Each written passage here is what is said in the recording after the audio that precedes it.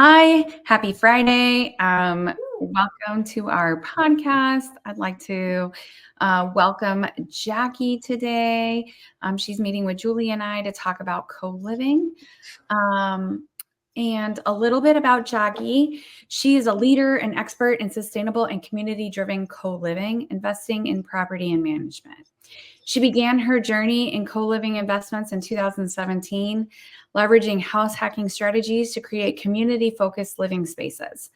Jackie played a key role in developing the Living Smith Complete Household System, which emphasizes inclusivity, safety, and continuous improvement. With extensive experience in co-living property management, investing, and underwriting, Jackie has helped establish the gold standard of co-living property management by focusing on creating healthy, community-focused households. She emphasizes the importance of robust communication platforms and effective conflict resolution processes to maintain harmony and reduce turnover in co-living environments. Beyond real estate, Jackie is an acrobat, cricket farmer, and a veteran in healthcare IT, bringing a unique blend of discipline, innovation, and community spirit to everything she does. Hello, Jackie. Hello. Wow. I love it. All the way from co-living property management, sustainable, healthy living to cricket farmer. I just am dying to ask you right out the gate, what does a day in the life look like for Jackie? Oh, geez. Right now, it's a lot of co-living stuff and some IT work and stuff. But every once in a while, there's a lot more like getting thrown in the air and playing with crickets. So just depends on the day. That's awesome. I would love to learn more about your co-living management. What does this look like for you? Because we all hear co-living, and co-living is on the rise because affordable housing is a big issue that's going to be here for a very long time. So can you tell us more about your business in the co-living space? Yeah, sure. So we have Living Smith Pro, essentially. Living Smith, which is a household system, essentially. So we do co-living a little bit differently than some other places do it. We actually really focus on that community aspect. So when we go into a house, we try to make sure that we maximize all the space. So we are taking like dens and offices and making sure that we have bedrooms, as many bedrooms as we can get into a house, but we leave the common areas. We leave the primary living room. We leave the dining room. We obviously leave the kitchen because we want to have those community spaces available for people to actually communicate with one another. Because what we find is that when people actually have a relationship with the other people in their household, they take better care of the house, they take better care of each other, and they take better care of themselves. So we actually have systems for that too. We have communication systems, we have chore systems, we have conflict resolution systems. I mean, on top of all of the other systems that we have for like pets and smoking and fridge space and pantry space and storage space and parking and all of the other systems that you need in place in order to have a functional co-living house. But we have that conflict resolution system, and we have that chore system actually in place that makes it possible for everybody to really like have that relationship with one another and hold each other accountable. So, because we with our chore systems, we have like point systems on our chore boards that make it so that everybody can see what everybody else is doing, like who did their chore this week, who didn't do their chore this week, that sort of thing. So, yeah. That is brilliant. I love that so much. And a question I have with that is, what do you do before you allow people to live together? Like, do you kind of give them this isn't the right word, but like a vibe test, like your personality matches this personality, and how are we all going to vibe, And then I assume you walk them through, like, what if you don't like your roommate? How are you going to live with them? Yeah, absolutely. That's a great question. We for sure, obviously we do the normal like background checks and checking on everybody for that sort of stuff. But we're also going for a slightly different demographic too. Like we actually in our advertising specifically point out like, hey, this is a community living house. This is like, we're expecting that you want to live with other people. You want to like have some kind of at least a little bit of communication with your roommates every once in a while. And like, when people come to the house for tours, we make sure that they know that that's exactly what's going to happen. So they will self-select to make sure that like, if they're not going to be interested in being in that kind of environment in the first place, they don't typically sign a lease. But in terms of like doing vibe checks, absolutely. Like we actually ask for references for every single person. We want them to give us 3 personal references. Like, I don't care if it's your mom, if it's your brother, whoever. If you can't get 3 people to tell me that you're like a nice person and you clean up after yourself every once in a while, then I don't want you in the house anyway. But so we do that, and we also like we'll have a household representative sometimes that will give tours for us if we're not able to go and do the tours ourselves, and then that person will also do that vibe check and be like, hey, you know, this person that I just gave a tour to, they seemed like this, they seemed cool, or they seem not awesome, or to that effect. So we get the vibe check from at least one person in the house, as well as ourselves, because we want to have at least some kind of a face-to-face, whether it's virtual or not, with everyone who's moving into those houses. Wow. That's very cool. I was just going to say, so like, what area are you operating in? What locate, are you all over the US, or are you just in a certain area? Yeah, we're a really small team. So at the moment, we are mostly in Colorado. However, we will have a house open in Jacksonville, Florida within the next 2 months. And we actually have several opening in El Paso, Texas as well within the next couple of months. So we are spreading out quickly, but it is also a process. We can only do a couple of houses at a time since we're a pretty small team. It's really a testament though to like the way that you guys do it a little bit differently than the standard model that's being used right now. And one of the things I really want to highlight that you and I previously talked about is that you come into this a little bit differently because everyone on your team has previously lived in a co-living experience. Can you kind of expand on that a little bit? Yeah, absolutely. So, I mean, my business partner, Grant, he actually lived in the cooperatives in Austin, Texas, that were founded by the Whole Foods people. And those have been in existence for decades. So some of our systems, like conflict resolution system in particular, we borrowed from cooperatives, which, I mean, they're everywhere. They're all over the country. And those systems for conflict resolution have been in existence for a really long time. They're time tested. And so he lived in those cooperatives and brought those systems back to our houses. But I've also lived in houses in the Midwest. And then I lived in I think 3 of our houses here in Colorado. Grant's lived in 2 or 3 of them. Our property managers lived in 2 of them.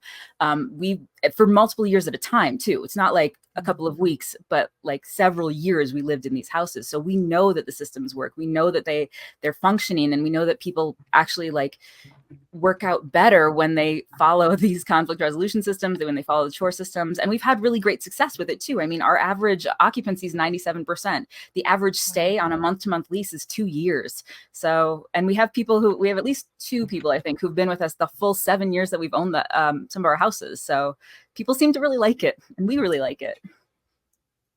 Yeah, you're doing something right. Can I ask, what does your conflict resolution system look like, or just a little bit of what does that entail?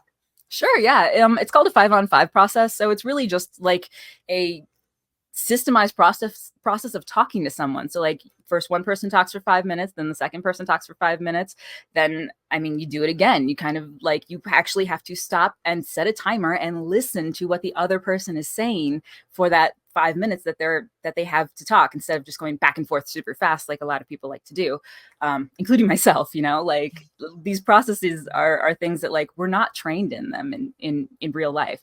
And so we have that 5-on-5 process. Like it goes back and forth a couple of times. If the residents can't resolve it themselves, then we'll bring in a mediator, usually the household supporter, or someone else in the house who's a third party, like that's unrelated to the actual argument. Or, I mean, the 5-on-5 process though isn't necessarily just for conflicts either. Like we have a lot of times when people will be like, hey, can I have a 5-on-5 with you? Which just means like, I have something really exciting that I want to share with somebody. And I really like, you're really cool. And I want to be your friend. So like, can I have this process with you so I can share this really exciting thing? And it makes it so that they just have a structured way of communicating with one another. So Probably more people need to adopt that in their relationships. Yeah, right. We all need a 5-on-5. That's what I'm going to start doing with everybody. They're going to say, what the heck are you talking about? I'm like, listen, it works. Okay. Yeah, it's great. I mean, I've used it. So yeah. And you guys don't need to be present on those 5-on-5s. They just do it upon themselves, but you guys set the proper expectation up front. Like, hey, if you're having an issue, maybe good or bad, this is how you're going to handle this. And everybody kind of agrees to that before moving into the house. Yes, exactly. And that's really the point, is we don't want to have to be involved. The more that we're involved, the faster a household, we call them household supporters. It's really your property manager. But the more that they're involved in like this essentially drama between residents, the faster they're going to burn out. And the more like the residents will assume that that person is, their house mom or something. And we don't want the property manager to be that. We want people to be able to work these things out themselves. So yeah, it's the entire idea is they have the expectation up front. They sign a sheet. We have a household covenant on every house. And in there, it's like, hey, I agree that when I have a conflict or when I have like something that I need to talk about, I will use the 5-on-5 process, and we will kick them out if they aren't following that system. What is the longest tenant that you guys have had in one of your properties? We have one that's been there 7 years at least. Yeah. Wow, that's amazing. Yeah. Like we own the house, and that was like, we bought the house and they were one of the first tenants to move in, and they've been there the whole time. So yeah. And do you guys have them do month to month, or is it weekly, or how do you, what's your lease look like? Yeah, so we do month-to-month leases. We are actually finally just now starting to offer longer leases, like 6 months or a year or something like that. But for the most part, we do month-to-month. And that's because, especially when you're doing month-to-month leases and stuff, a lot of the times the people who are moving into these houses don't really want or need a full year lease. So like I said, we're going for middle class. A lot of people are freshly divorced or freshly retired. They're looking for something else to do. So we stick with that month-to-month rolling thing, and it seems to work out pretty well. But like we try and get them to stay a minimum of 3 months, and most people do. But yeah. Nice. Have you found that you're actually able, because you provide that community environment and those long-term, have you find that because we're all investors here, have you found that you're able to charge more for your rooms than the standard model that kind of strips the house of everything? We actually try not to. So we probably could charge more for our rooms because of that, but we don't. We want this to stay an affordable housing type solution, not necessarily like super like low class or anything. Our rooms, so here in Northern Colorado, our rooms range from like $700 to $900 a room, plus like a $75 utility fee on there. But we're doing the same price structure as other rent by the room places. You look at the studio apartments in the area, you subtract 20 to 30%, and that's roughly where we're at. So we could charge more, but we don't want to, because we want people to be able to afford this. Yeah. How do you transition to the markets that are, because I know you said you're moving towards Texas and you're moving towards Florida. And so I guess from an investor point of view, I would wonder if you're not taking the common space away, which I agree, I like that concept. However, I also see the other side of that coin, that house prices, especially when you have your taxes and insurance and utilities. I mean, my electric bill alone in Florida could be $700 in a month. So, and I don't keep my AC low. So I'm curious on how you guys are overcoming those kinds of obstacles, or what you're looking for specifically in a property to try to infiltrate some of these other markets that your guys are kind of teetering into. Yeah, sure. So mostly I think the primary thing is we just aim for really big houses. We don't want a 4-bedroom, 1 bath or 2 bath or whatever. We want like 6, 7, 8 bedrooms. We're not aiming for anything smaller than 6 if we can get away with it, because it's just not going, it's the economy of scale, right? Like the more bedrooms you can get into a house, the more profit and everything that you can make off of it. So we're aiming for those bigger houses. Like I don't think, at least here in Colorado, most of our houses are over 2,400 square feet. So our average is 7 bedrooms in a house, though we have some that have 8, we have one that has 10, stuff like that. So like, it's just the economy of scale. As long as the house is big enough, we don't really have any issues with that. And usually with utilities, like, for our 7-bedroom house, our utilities are around $600 a month. Again, I mean, we're in Colorado. We don't have to run the AC nearly as high as you do in Florida, but I mean, it's probably going to even out roughly the same way in Florida and Texas as well, as we update our utility fees to accommodate those markets. Gotcha. So for your buy box, or like when you acquire properties, are you acquiring them through creative financing, or do you have private money partners, lenders? Do you like people to send deals to you? How do you guys get your properties?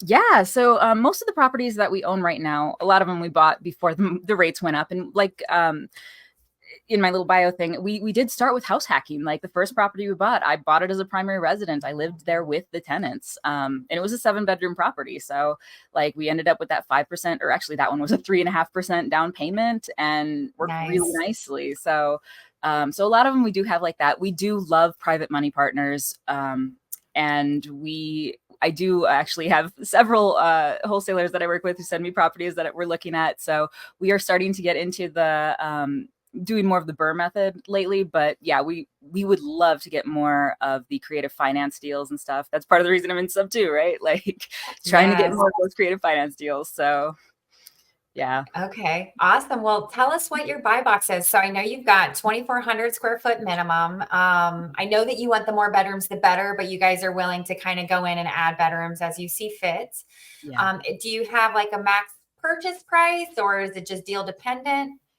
Yeah, it's still dependent on the price, but we are looking for a minimum of 3 bathrooms and like that 2,400 square foot mark. Usually that ends up being like, usually you can find houses that say that that are listed at 4 or 5 bedrooms. I mean, when they're listed at 5, you can usually put 7 in there. When they're listed at 4, you can sometimes get 7, but it's usually closer to 6. But we also want houses that are in neighborhoods. We want houses that are on corner lots. We want them not in an HOA. That said, we do have at least one house in an HOA, but we got extremely lucky with it. And what I've noticed is that when the HOA fee is over like $50 a month, that's when you're starting to get into that area where they're just going to be very nosy neighbors. So we try to aim for, if there is an HOA, it has to be very, very lenient. Otherwise, we don't want it. But I mean, in location wise, like I said, we're moving into El Paso, we're moving into Jacksonville. And right now, most of our houses are in northern Colorado. So anything on the I-25 corridor, between Colorado Springs and essentially Wyoming. I'm in Fort Collins, so it's like 30 minutes from the border. Okay. So I-25 corridor is A+ in my opinion, but we can go to those other areas now too. Okay. Awesome. I would love to just hear like your biggest, like your wildest and craziest story, like that you, or like something that's just crazy that you guys dealt with that you would never imagine, or people maybe wouldn't even think could happen in these type of spaces. Do good stories or bad ones? I mean, there's yeah, whatever you want to share. I'll let you share whatever you want to share. I mean, okay, well, you can get all types in these houses, right? Like we've had some folks who are extremely chatty and like at one point Grant had to have a 5-on-5 with one of the folks in the houses for having too many 5-on-5s with him because she was just so excited about sharing everything all of the time. So now we have a cap on 5-on-5s. No more. Yeah. 5 by 5 by 2 a week. Exactly. Yeah. That was what he had to do with her. I mean, we've had lots of interesting characters move into the houses from time to time. In one of the houses that I was living in, it was actually really great. One of the dudes really liked doing yard work, and the rest of us really hated doing yard work. So we just would every single time, every single chore like week, we would be like, "Hey Dan, do you wanna do the yard work for me? Right? Let's trade." So he would do all of the yard work, but he actually ended up building a nice 3-foot deep fire pit in the backyard, which ended up being like super nice. And we had lots of like really great little like campfires in the backyard for months and months. So I mean, we've had some really, really great experiences. I mean, we've had some experiences where we've had some really terrible neighbors. So that's one of and even not in an HOA, we had we purchased one house where the next door neighbor, we didn't realize it moving in, but the next door neighbor was quite aggressive, and he would yell at our residents. He would yell at our contractors. Like it was, so, I mean, you, it's not always just the residents. Sometimes you got to really vet that neighborhood too. So Oh, I bet. I bet. And is the reason why you like corner lots is because it provides more parking, or what's your reasoning behind corner lots? Yep, 100% parking. Like since most of the people that move into our houses typically have cars, or at least 50% of them have cars, we want to have control of as many parking spots as we have bedrooms. So like those corner lots typically make it possible for that to happen a lot easier. So yeah, that's most of the reason for corner lots. So. Okay. Okay, cool. And then your chore thing, I meant to ask you about this earlier. So they rotate responsibilities, or is it kind of like, hey, I like to do dishes or I like to do yard work. I'm responsible for this, you're responsible for that, or maybe they make trades like you had mentioned. Yeah, it's people make trades all the time, but actually it does. So it's a chore wheel, right? And we've actually got descriptions of every single chore on the chore board. So we've got like a whole sheet with tons of house information on it and everything like that. But that chore wheel turns once a week, every week, and the chores on it are stuff like, you're in charge of the kitchen this week. You're in charge of the appliances this week. You're in charge of the living room floors this week. You're in charge of the laundry room, whatever it is.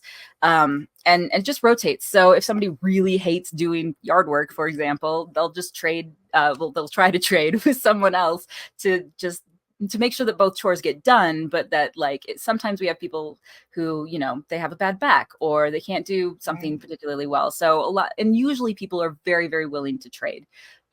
Especially if there's some kind of a mobility issue or something like that, people are super happy to trade. But yeah, it changes every week. There's one of the chores that is assigned to making sure that wheel gets updated, and every week we like I said, we have a point board on it too, so that everybody can see when the chores are getting done and who's doing extra for the house and stuff like that. So and we celebrate for them too, so it works out really nicely. Cool. Yeah. So I'm curious. So let's say, for example, I buy a house or I have a house and I want to turn it into co-living. Could I come to your team and you guys just manage that? And we're now in a partnership with that?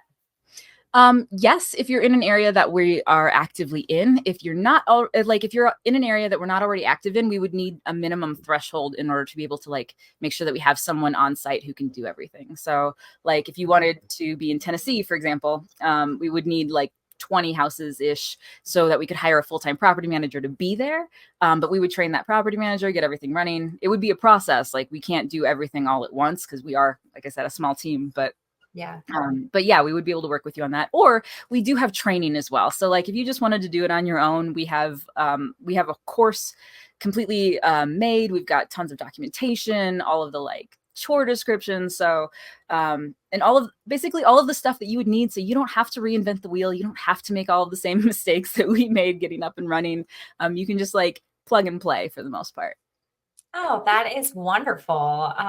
Where can we find your course? I know we have a list of your contacts, ways to get a hold of you, but I just would love to know, where do we go to find you? Yeah, it's livingsmithpro.com. Okay. livingsmithpro.com. Okay. Yeah. Awesome. We're actively updating it right now. It should have all new fresh videos and everything by the end of the month, I believe. And yeah, it works out really nicely. The course itself is pretty good, and we have leases, we have the household covenants in there. We teach you how to communicate with your residents so that you're not having to be their mom. So it's pretty thorough. That's awesome. What's your guys's long-term goal? Maybe not long-term, probably not the right word, but if you said a 3 to 5 year goal, where do you see you guys growing, and what's your path? Yeah, I mean, the goal is to really spread the word, essentially. We want like I said, we focus on community. So we want to make sure that people are actually having these spaces available to them, and they're being run well, and that people aren't, getting taken advantage of.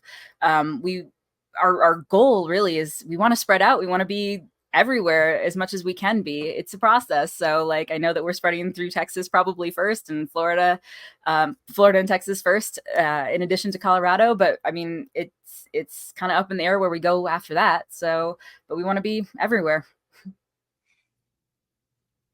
That's awesome. Yeah. I'm sure that your locations will sort itself out. You guys will go where the demand is, and maybe even where you're finding, good deals. Do you guys do research on, where the need is, where the demand is, or do you kind of drive it based on where you, I guess, how do you figure out where you're going to go next? Yeah. So at the moment, we've been so busy, we haven't really done a whole lot of research ourselves, but we have had more business partners coming to us and being like, hey, I've got these properties in this area. Please come work with me on them. So that's more of how we're doing it at the moment. I'm sure eventually we'll do more of the like proactive version, but right now it's people just coming to us, and we're totally cool with that for the moment. Oh, yeah, that's wonderful. Less work on your part. You're not trying to go find anything. They're bringing it to you. So you're doing something right, obviously. This sounds amazing. I've not heard this model before and how you handle that, because co-living is a space that Amanda and I are entering. So I would love to get your course and learn from you guys, because like you said, why reinvent the wheel? Take the guesswork out of it. So thank Yeah. you for offering that for people. Yeah. Thank you. Awesome. Well, thank you for today. Do you have any last nuggets you'd like to share before we wrap it up? I mean, we're here. We're happy to teach. We're actually starting to we'll be doing a co-living challenge, I think in late July. So stay tuned on our, if you go to Living Smith Pro and sign up for the like newsletter, I'm sure we'll be posting through the newsletter and stuff on when that's happening, and hopefully we'll be able to teach more people and get everyone more involved. Awesome. Can I just ask you real quick, what is the co-living challenge? What does that mean? It's going to be a multi-day like live Zoom, essentially, that we just kind of go through, like, here's what we look for when we're investing in property. Here's what we look for in the properties themselves. Like, you know, if you're looking at the kitchen, this is what you want to see for pantry space. This is what you want to see for like the layout of a house. This is like how we would finance a house like this. And then going further, like, here's the management style that we do. Here's exactly how we would set up the house. This, like, a lot of the stuff that we would change, including like doorknobs, and, you know, in most of the houses, we only have to put up a wall and a door or something like that. And here's how we would manage the house. And here's, you know, the processes and stuff that are involved in that. So pretty much the nuggets of what the course is, just spread out over a live Zoom. Oh, awesome. Well, thank you. Yeah. Yes, we will be there. Awesome. And we will share this with everyone too, because that is very valuable and important, because I was a little worried about this space. Everybody wants co-living, but it's like, if you don't know how to manage it properly, you're not only setting yourself up for failure, but your tenants. And then it kind of could put a bad taste in people's mouth for co-living. And that's not what we want to do. Yeah, exactly. It's if we can help everyone else succeed, then co-living as a whole can succeed. You know, like, we want everyone to be happy, not just the investors. We want the tenants to be happy. We want the owners to be happy. We want the managers to be happy. Like, everybody can win in this model, you know? Yes. Yes. I love that. I love that you're putting out like the greater good for everybody, and it's about everybody. It's about community. So that is so beautiful. I love that. Thank you. Thank you so much for joining us today. And I am so excited to learn from you and watch you guys grow. And we'll be joining in on this movement with you. Awesome. Thank you so much for having me. It's been a pleasure. Thank you. Thank you. Bye, everyone.